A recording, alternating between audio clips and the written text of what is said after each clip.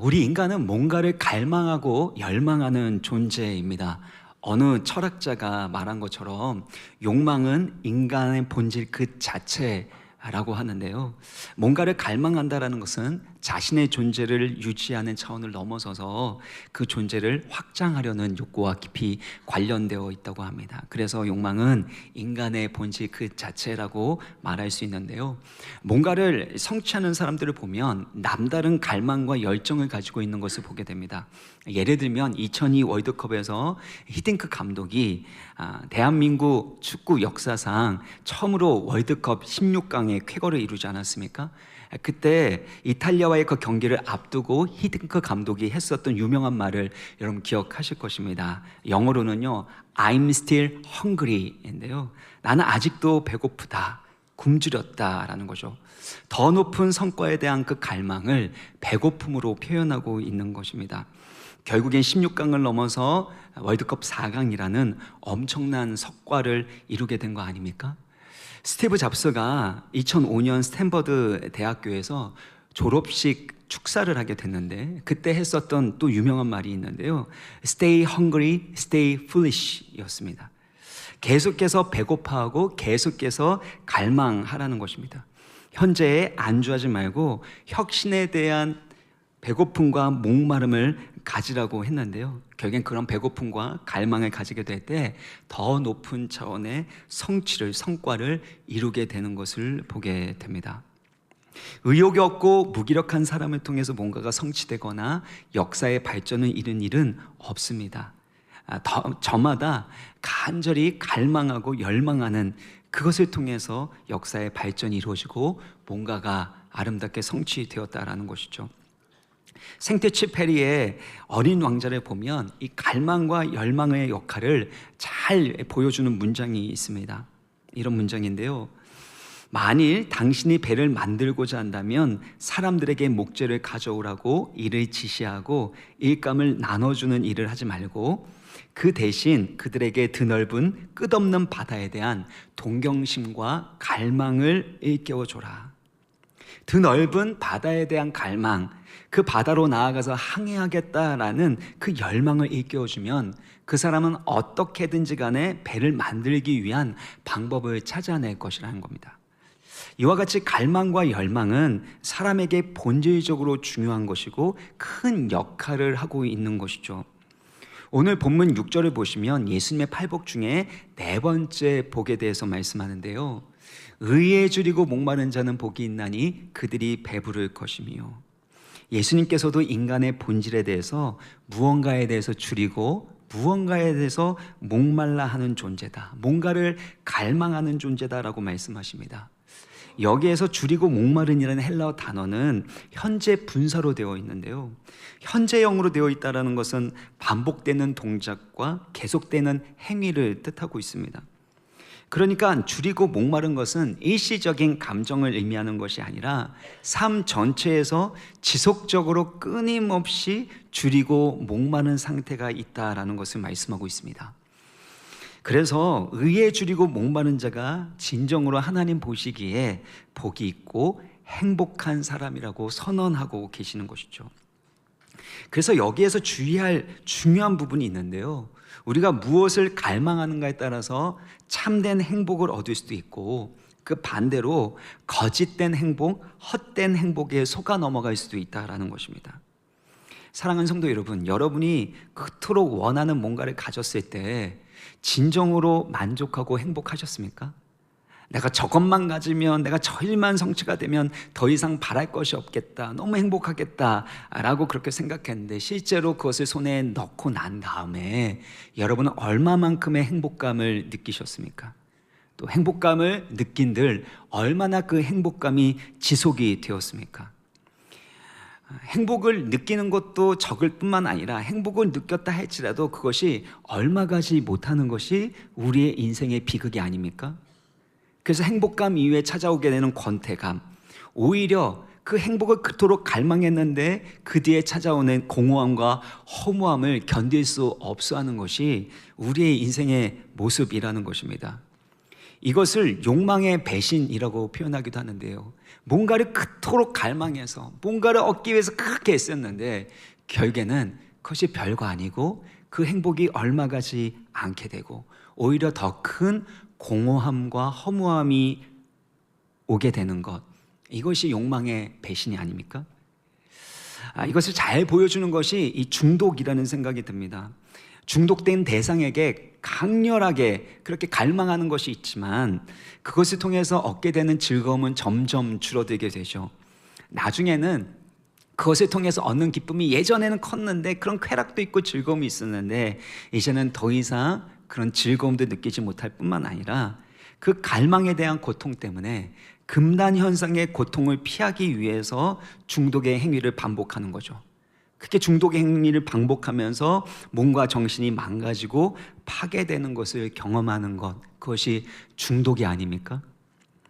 이와 같이 인간은 뭔가를 갈망하고 원하지만 그것으로 인해서 참된 만족과 행복에 이르지 못한다라는 것입니다. 그 이유가 있다면 하나님의 생명과 영광으로부터 떨어져 나갔기 때문에 그 하나님의 영광과 생명으로부터 떨어져 나간 죄의 결과로서 우리가 뭔가를 갈망하고 욕망하지만 그것에 따른 실망과 배신을 경험하게 되는 것이죠. 야고보서 1장 15절을 보면 욕심이 잉태한 즉 죄를 낳고 죄가 장성한 즉 사망을 낳느니라 말씀합니다. 뭔가를 갈망하고 원하는 것이 있는데 그것이 욕심이 돼서 결국엔 죄를 낳게 되고 그 죄가 자라나게 돼서 사망을 낳게 되는 것이죠. 그래서 우리가 깨달아야 될 것이 있다면 우리 인간에게 참된 만족과 행복을 주실 수 있는 분은 우리를 창조하신 창조주 하나님이시라는 것입니다. 하나님 외에 다른 것을 갈망하고 그것으로 만족하려고 하니까 결국에는 죽음의 그늘진 배고픔과 목마름을 경험하게 되는 거 아닙니까? 예레미야서 2장 13절의 말씀 우리 같이 읽겠습니다. 시작. 내 백성이 두 가지 악을 행하였나니 곧 그들이 생수의 근원되는 나를 버린 것과 스스로 웅덩이를 판 것인데 그것은 그 물을 가두지 못할 터진 웅덩이들이니라. 하나님의 백성들이 두 가지 악을 행했는데요. 첫 번째는 생수의 근원되는 생명의 근원 되시는 하나님을 버렸다라는 것입니다. 그리고 두 번째는 스스로 행복과 자유를 만족을 위해서 웅덩이를 파고 몸부림치면서 애썼는데 그것은 참된 만족과 행복을 주지 못하는 물을 가두지 못하는 터진 웅덩이와 같았다라는 것입니다. 결국엔 스스로 만족하려고 애쓰고 노력하지만 돌아오는 것은 실망과 배신과 공허함이라는 것이죠. 앞서 말씀드린 것처럼 참된 만족과 행복을 얻지 못하고 더 깊은 굶주림과 목마름의 고통을 겪게 되는 것입니다. 전도서 5장 10절에도 이 모습이 너무나도 잘 설명하고 있는데요.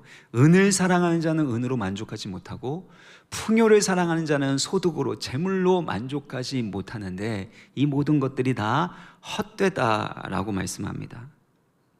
왜 그렇습니까?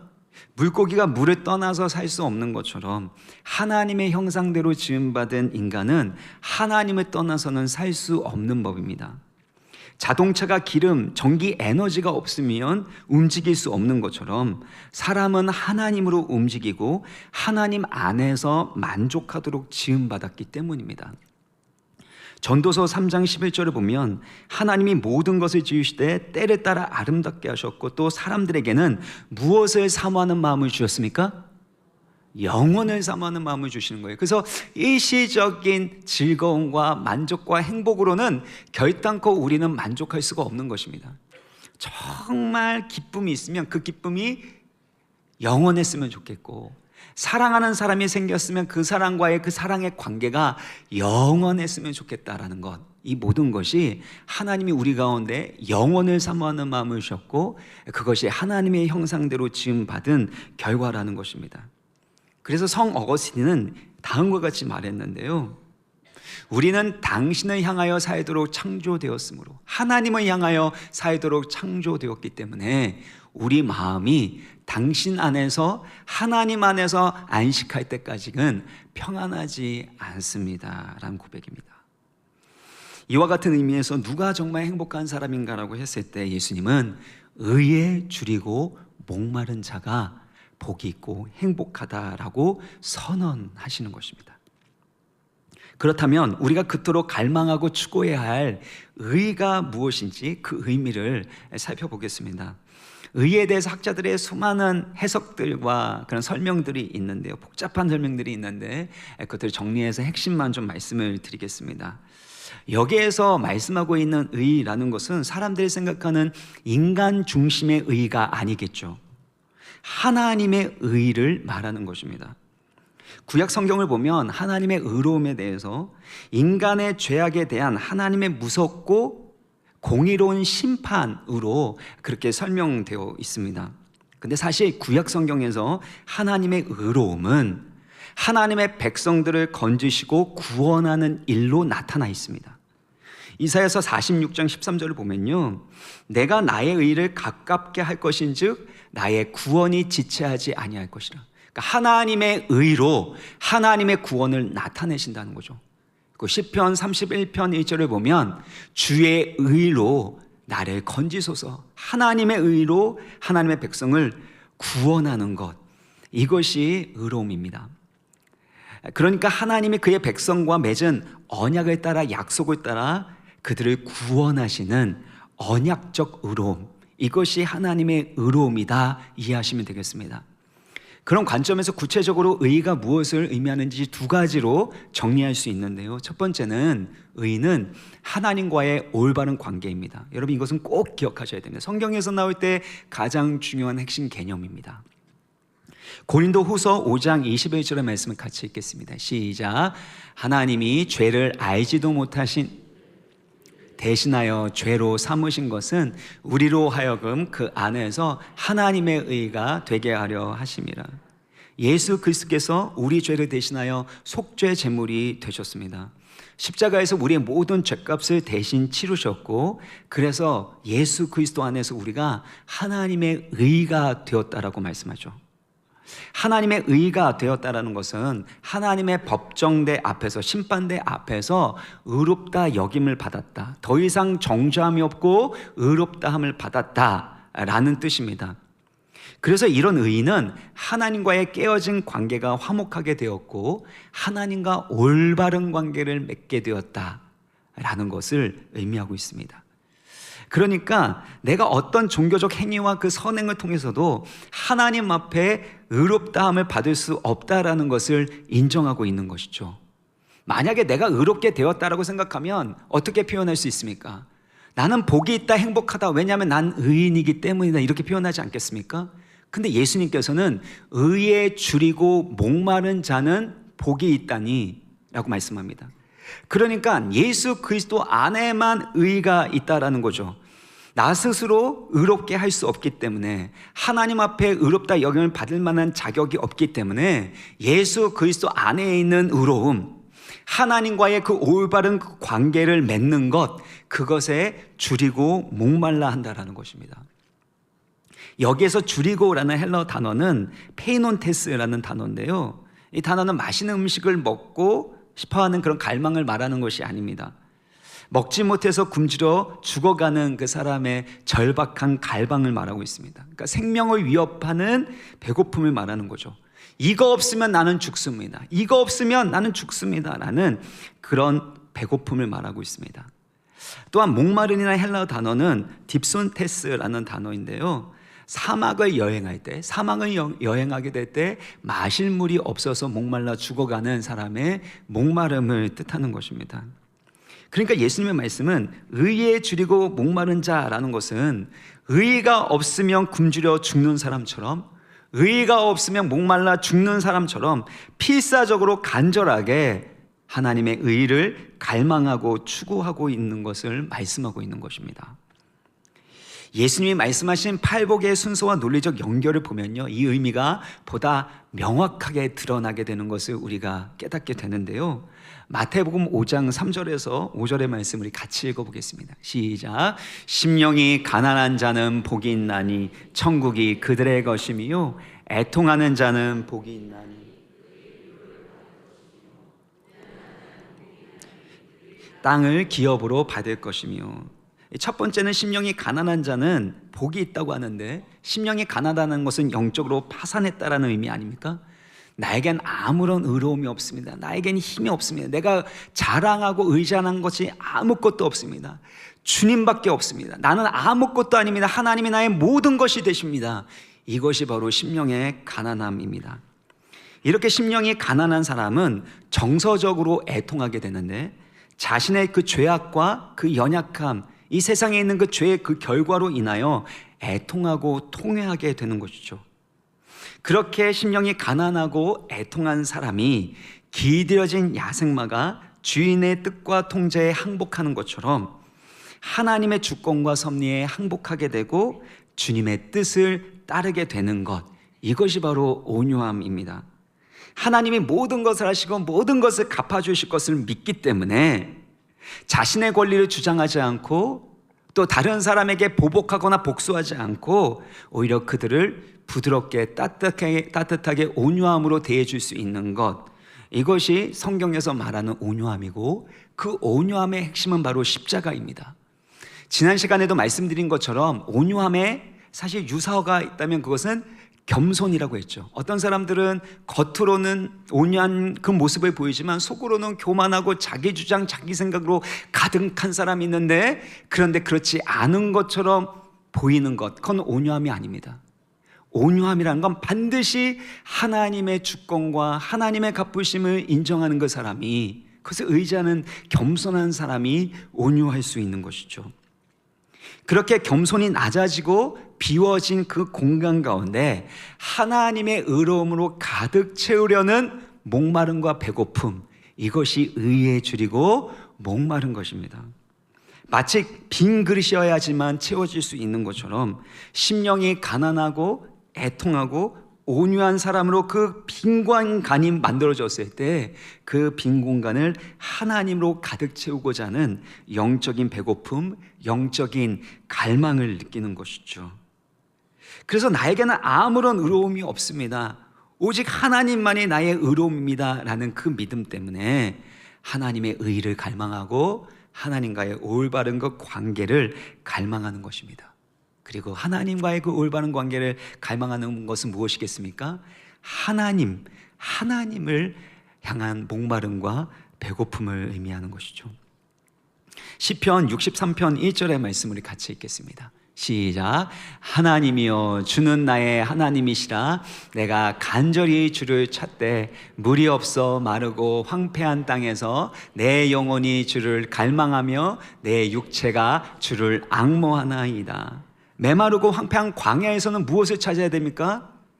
이 목마름을 해결해 줄 수 있는 물을 찾아야 되는데, 지금 시편 저자는 이 황폐한 메마른 그 광야 가운데서 하나님을 찾고 있습니다. 생명의 근원 되시는 그 하나님을 간절히 찾고 갈망하고 있다는 것입니다. 시편 42편 1절을 보면요, 하나님이여 사슴이 시냇물을 찾기에 갈급한 같이 내 영혼이 주를 찾기에 갈급하나이다. 목마른 사슴이 시냇물을 찾는 것처럼 하나님을 향한 갈급함과 갈망을 가지고 있는 것을 고백하고 있죠. 어떻게 이와 같이 하나님을 찾게 되는 것입니까? 그 이유는 심령이 가난한 자로서 하나님의 나라, 하나님의 통치가 그 사람 가운데 임했기 때문입니다. 하나님 나라의 백성으로서 애통할 때 주시는 그 위로함과 하나님의 구원의 은혜와 의로움, 그 선하심을 맛보아 알았기 때문에, 하나님의 선하심과 구원과 영광을 맛보아 알았기 때문에 하나님을 향한 갈급함과 갈망이 생기게 되는 것이죠. 어떤 분들을 보면요, 아침에 커피를 마시지 않으면 진짜 목마른 사슴처럼 그렇게 커피를 찾는 분들이 있습니다. 왜냐하면 커피의 향과 맛을 아는 분이기 때문입니다. 또 어떨 때 보면 우리가 청국장 너무 먹고 싶을 때가 있지 않습니까? 왜냐하면 청국장의 그 맛을 알기 때문에. 근데 외국인들께 갑자기 청국장 들이밀면서 맛있게 드세요라고 하면 이건 테러 아닙니까? 테러. 이것처럼 맛을 본 사람, 심령이 가난하고 애통하고 온유한 자로서 그 하나님의 의로움과 선하심과 사랑을 맛보아 알았기 때문에 그 하나님을 더욱더 갈망하게 되는 것입니다. 여러분, 누가 건강한 신앙생활을 하고 있는 것입니까? 하나님을 향한 갈망이 있는 사람, 하나님을 더욱더 사모하고 사랑하고 더욱더 함께하기를 원하는 그 갈망이 있는 사람이 영적으로 건강한 사람입니다. 그래서 유진 피터스는 메시지 성경에서 이것을 어떻게 번역을 했냐면요, 하나님께 입맛이 당기는 너희는 복이 있나니. 의에 주르고 목마른 것은 하나님께 입맛이 당기는 것처럼, 여러분 건강하면 입맛이 막 절로 돌지 않습니까? 너무 건강해갖고 입맛이 돌아가지고 문제긴 하지만 영적으로도 마찬가지로 하나님을 향한 영적인 허기와 영적인 갈망이 우리 가운데 일어나게 될 때, 그때 진정으로 행복한 자다라고 말씀하시는 거죠.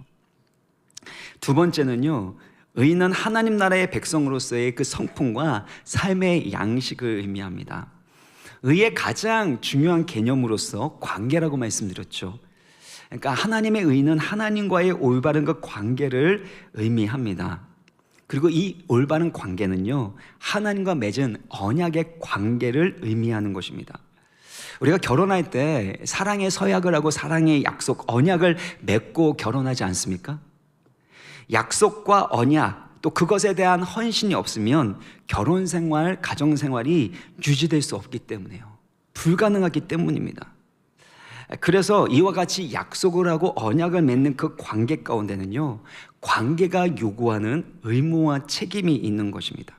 그리고 그 의무와 책임을 잘 지킬 때 그 관계가 유지될 뿐만 아니라 그 관계 안에서 행복함을 누릴 수 있는 법입니다. 예를 들면요, 어떤 남자가 여성과 손을 잡고 데이트를 하고 맛있는 데 가서 먹고 그리고 서로 포옹까지 하는 거예요. 근데 그 남자가 미혼이라면 아무런 문제가 없는데 알고 보니까 결혼한 남자예요. 근데 결혼한 남자인데 딱 보니까 그 대상이 그 와이프가 아니라 다른 여자인 겁니다.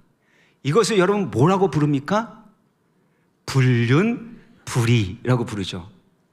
사랑의 언약 관계에서 요구되는 그 의무를 따르지 않고 그 언약 약속을 깨트렸기 때문에 그것은 불륜이고 불의인 것이죠.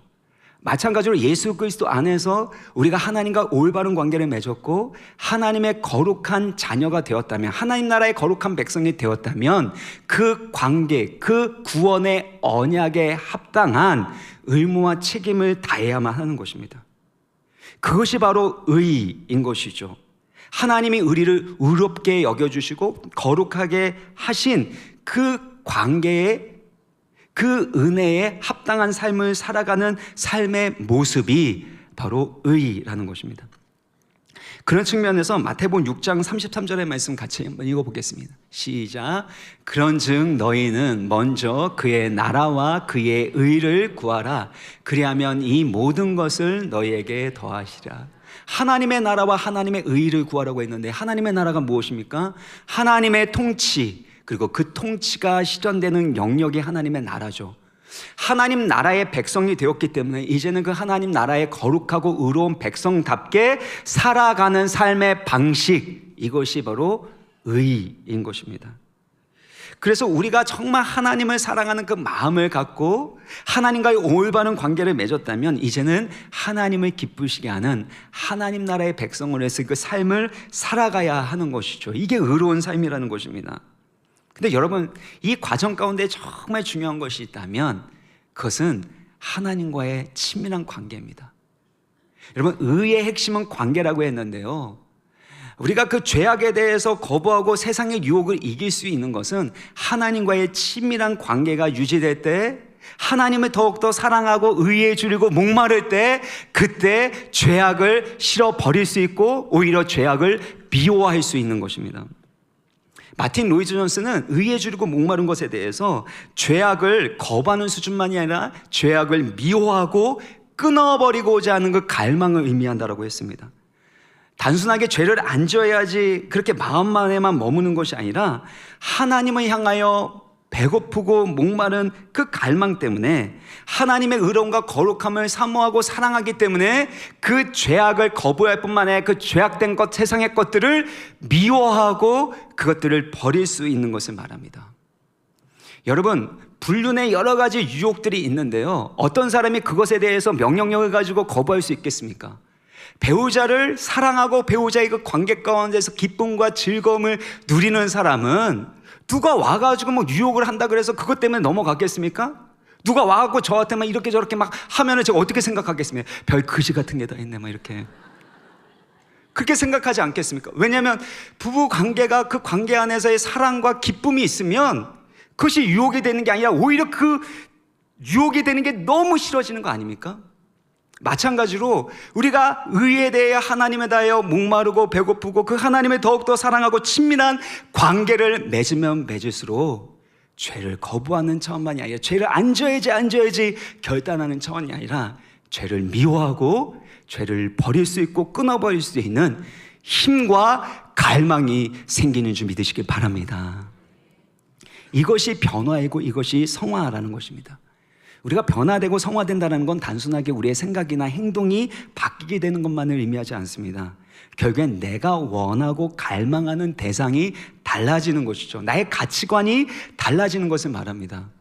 제가 청년들 많이 지도했는데요, 청년들 뭐 은혜 받았다고 얘기하고 성경 공부하고 제자 훈련하고 그럴 때는요 막 변화되는 것 같습니다. 그래서 나중에 결혼할 땐 꼭 믿음 보고 결혼하겠습니다. 다른 건 안 보더라도 꼭 믿음을 보고 저를 믿음으로 굳게 해줄 수 있는 그 사람하고 결혼하겠습니다. 그렇게 말해놓고 실제로 결혼할 때는 지 마음대로 합니다. 결단하는 대로 살아가는 것처럼 보이지만 내가 원하는 대로 갈망하는 대로 기울어질 수밖에 없는 거예요. 내가 무엇을 사랑하는가, 이것이 나의 가치관을 보여주는 것이고 내가 무엇을 갈망하고 사랑하는가, 그것이 나의 삶을 결정하게 되어 있습니다. 그래서 갈라디아서 5장 16절의 말씀을 같이 읽겠습니다. 시작. 내가 이르노니 너희는 성령을 따라 행하라. 그리하면 육체의 욕심을 이루지 아니하리라. 성령을 따라 함께 걸으면, 성령의 인도하심에 따라 살아가게 되면 무엇을 이루지 않습니까? 육체의 욕심, 육체의 욕망, 육체의 갈망을 이루지 않는다는 것입니다. 왜냐하면 우리가 갈망하고 소원하고 사랑하는 바가 달라지기 때문이라는 것입니다. 그래서 변화되어야지 우리가 결단하는 것도 필요하지만 그 결단 가운데 성령께서 역사하시면 우리가 바라고 원하고 갈망하고 열망하는 대상이 우리 거룩하신 하나님이 되고 하나님의 선하심과 아름다움이 될 때 우리는 하나님의 뜻대로 기쁨으로 살아갈 수 있게 되는 것이죠. 그래서 우리의 가치관과 우리가 사랑하는 것, 우리 갈망하는 것, 변화되는 것, 이것이 바로 제자훈련이고 이것이 성화라는 것을 기억하셔야 됩니다. 내가 원하는 것, 내가 갈망하고 내가 가치 있게 여기는 것이 성령이 기뻐하시는 것이 될 수 있도록 성령 안에서 훈련해야 되죠. 그 중에 하나가 무엇이냐면 하나님의 선하심을 맛보아 하는 것입니다. 시편 34편 8절의 말씀을 같이 읽겠습니다. 시작. 너희는 여호와의 선하심을 맛보아 알지어다. 그에게 피하는 자는 복이 있도다. 여호와의 선하심, 여호와의 아름다우심, 그분의 그 사랑과 그 말씀의 맛을 아는 사람은 계속해서 하나님의 말씀과 영광과 선하심을 갈망하지 않겠습니까? 고통과 슬픔 많고 때로는 비극적으로 여겨지는 그 일들까지도 합력하여 선을 이루게 하여 주시는 여호와의 선하심을 맛보아 안 사람은 끊임없이 평생에 하나님의 선하심을 갈망하고 갈급해하지 않겠습니까? 그래서 가장 중요한 것은요, 하나님의 선하심을 맛보아하는 하나님과의 더 친밀한 관계를 맺어 나가는 것입니다. 그러면 로마서 14장 17절의 그 말씀처럼 하나님의 나라는 먹는 것과 마시는 것이 아니요 오직 성령 안에 있는 의와 평강과 희락, 기쁨이라고 합니다. 우리가 예수 그리스도를 향하여 하나님의 의를 향하여 줄이고 목마르게 될 때 성령 안에서 의와 평강과 기쁨을 누리게 되는 줄 믿습니다. 한 가지 더 말씀드리면요, 이런 의는 내면화, 개인화로 멈춰서는 안 됩니다. 예수 그리스도 안에서 우리가 하나님과의 올바른 관계를 맺게 되고 하나님이 기쁘시게 하는 하나님의 백성으로서의 그 삶을 살아가게 될 때 반드시 이웃과 사회에 그리스도의 사랑과 정의를 실천하는 것으로 확장되어야 합니다. 선교적 사명으로 이어져야 한다는 것이죠. 그렇다면 이 마지막으로 의에 줄이고 목마른 자가 왜 행복한지 그 이유에 대해서 살펴보겠습니다. 6절의 후반부를 보시면요, 의에 줄이고 목마른 자는 복이 있나니 그들이 배부를 것이며 하나님이 채워주시고 만족시켜 주실 것이다 라는 그 의미에서 신적 수동태로 되어 있기 때문에 하나님의 행하시는 이들이기 때문에 신적 수동태로 표현되어 있는데요, 하나님이 완전하게 가득 채워주실 것을 말씀하고 있습니다. 근데 다시 한번 본문을 보시면은요, 이 시제가 미래 시제로 되어 있다라는 것입니다. 그러니까 궁극적인 배부름과 완전한 만족은 우리 주 예수님께서 다시 오셔서 새 하늘과 새 땅이 창조되면, 그래서 그 하나님의 나라가 완성이 되면 그때 참된 만족과 행복을 누릴 수 있다라는 말씀입니다. 요한계시록 7장 16절 그 말씀을 보면은요, 그들이 다시는 줄이지 아니하고 목마르지도 아니한다고 합니다. 생명수의 샘으로 인도하시는 그 하나님이 우리의 모든 눈물을 닦아주신다, 씻어주신다고 말씀하죠. 더 이상 줄이지도 않고 목마르지 않을 하나님 나라의 완성은 우리 주 예수님께서 다시금 심판주로 이 땅 가운데 오실 때, 새 하늘과 새 땅이 창조되는 그때에 미래적으로 완성된다는 것입니다. 그런데 그때까지는 이 세상에서 굶주림과 목마름을 경험하면서 살아가게 되는 것입니다. 그 굶주림과 목마름이 있지만 그때 우리가 굶주려하고 목말라하고 갈망해야 될 것이 있다면 그것이 바로 의, 하나님의 의 예수 그리스도라는 것입니다. 그러면 예수 그리스도 안에서 참된 만족을 성령 안에서 경험하게 된다라는 것이죠. 여러분, 우리 가운데 참 많은 갈망과 욕구가 있지 않습니까? 근데 그것들이 다 채워지는 것들을 경험합니까? 채워지지 않잖아요. 여러분의 그 마음 가운데 뭔가를 먹으면, 뭔가를 가지면, 뭔가를 경험하면 만족된다고 하지만 만족되지 않습니다. 그 만족된다 할지라도 그것이 얼마 가지 않고 또 다른 권태와 공허함과 허무함이 밀려오게 되는 것이 우리의 인생 아닙니까? C.S. 루이스는 이렇게 말을 했습니다. 같이 한번 읽어보겠습니다. 시작. 만일 내 안에서 이 세상의 어떤 경험도 결코 만족시켜 줄 수 없는 갈망이 있다면 나는 다른 세상을 위해 지음받은 것이다. 우리 안에 채워지지 않는 그 갈망이 있다는 것은요, 우리가 이 세상만을 위해서 존재하는 것이 아니라 바로 다른 세상, 영원한 하나님 나라를 위하여 지음받았다라는 것을 증명하는 것입니다. 그러므로 육체의 욕구는 단순하게 그 자체로 존재하는 것이 아닙니다. 더 깊은 영적인 실체를 가리키는 것입니다. 이스라엘 백성들이 광야 가운데서 만나를 먹었는데요, 만나를 먹은 이유, 목적이 무엇이냐면 신명기 8장 3절을 보면 사람이 떡으로만 사는 것이 아니요 여호와의 입에서 나오는 모든 말씀으로 사는 줄을 알게 하기 위함이라고 합니다. 단순하게 육신의 그 배의 배고픔을 채우기 위한 것만이 아니라 하나님의 말씀이 영의 양식이고 생명의 양식임을 깨달아 알 뿐만 아니라 체험할 수 있도록 하시려는 것이었죠. 또 우리가 목마를 때 그 목마름을 해결하는 그 물의 역할은 무엇이냐면 영원한 생명수 되시는 예수 그리스도를 향하도록 하는 것입니다. 요한복음 6장 35절의 말씀을 같이 읽겠습니다. 시작. 예수께서 이르시되 나는 생명의 떡이니 내게 오는 자는 결코 줄이지 아니할 터이요. 우리 가운데 있는 그 갈증은 결국에는 예수 그리스도만이 우리를 채워줄 수 있는, 예수 그리스도가 우리의 참된 생명수 되심을 가리키고 예표하는 것이라는 겁니다. 여러분, 남녀 간의 그 관계 안에서의 그 사랑도 마찬가지입니다. 사랑하는 그 순간에는 이 사랑의 순간과 관계가 영원했으면 좋겠다고 하고 상대방이 나를 채워주고 나를 만족하게 해줄 거라고 생각을 하지만, 여러분, 결혼해서 그 배우자 때문에 내 가운데 있는 모든 외로움이 다 해결되고, 그리고 내 안에 있는 그 모든 그 목말랐었던 것들이 다 해결됐다, 그렇게 내 배우자 때문에 참된 만족을 경험했다는 분, 여러분 두 손 들어 보십시오. 이렇게 저밖에 없잖아요. 봐요.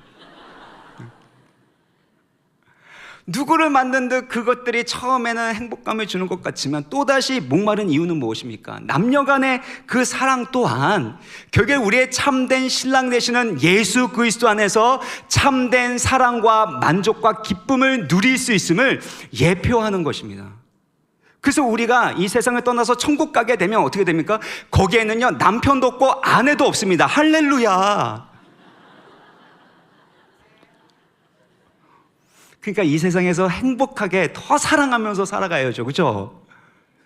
그런데 이 남녀 간의 그 관계, 이 세상에 있는 사랑도 결국에는 참된 우리의 신랑 되시는 예수 그리스도 안에서 채워질 수 있음을 예표한다라는 것입니다. 그래서 우리 안에 채워지지 않는 갈망이 있다라는 것은 우리가 다른 세상을 위해서 영원한 그 하나님 나라를 위하여 지음받은 것임을 우리는 깨달아야 합니다.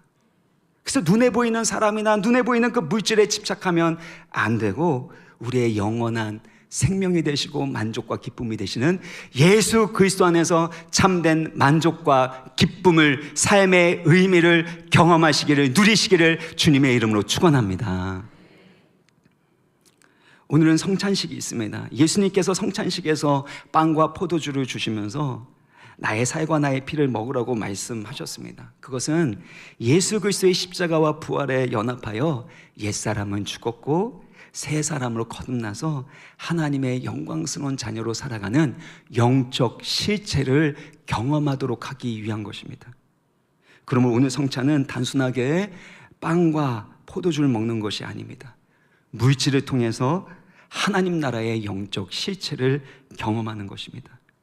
예수 그리스도께서 십자가에 찢기신 그 살과 흘리신 그 보혈이 우리 안에 거하여 예수 그리스도의 연합으로 그리스도의 생명과 의로움과 아름다움과 기쁨을 누리시는 천국의 백성으로서 의에 줄이고 목마른 진정한 부요한 자 되시기를 주님의 이름으로 축원합니다.